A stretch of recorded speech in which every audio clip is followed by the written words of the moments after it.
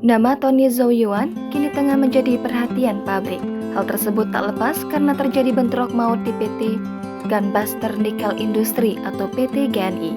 Tony Zhou Yuan merupakan pemilik PT GNI yang berasal dari Cina. Seperti diketahui, PT GNI menjadi sorotan setelah pabrik smelternya terbakar dan menewaskan seleb TikTok Nirwana Sele pada Kamis 22 Desember lalu. Selain Nirwana Sele, terdapat satu pekerja lain yang juga tewas dalam peristiwa tersebut. Sementara peristiwa terbaru terjadi bentrokan antar pekerja PT GNI antara pekerja lokal dengan tenaga kerja asing China.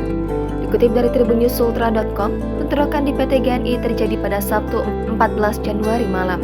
Bentrokan itu mengakibatkan sejumlah pekerja mengalami luka-luka dan 2 pekerja meninggal dunia. Lantas, siapakah sosok pemilik PT GNI? Masih dikutip dari sumber yang sama, pemilik PT GNI adalah Tony Zhou Yuan. Tony Zhou Yuan merupakan seorang pengusaha asal Cina. Sementara itu, mengutip laman resmi perusahaan, Tony Zhou Yuan juga menjabat sebagai Direktur Operasional PT GNI.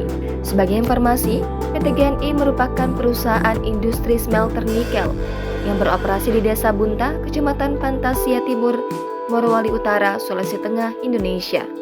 Perusahaan pengolah nikel berdiri sejak tahun 2019. PT GNI merupakan proses rotary kiln electric furnace teknologi dengan mengembangkan 25 jalur produksi.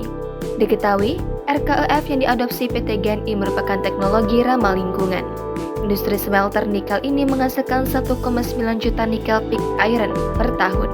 Pabrik pengolahan smelter PT GNI telah diresmikan oleh Presiden Joko Widodo pada 27 Desember 2021. PT GNI juga termasuk dalam proyek strategis nasional.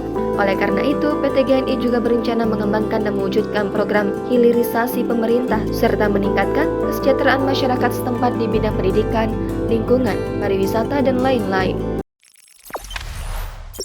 Jangan lupa subscribe, share, komen, dan like ya!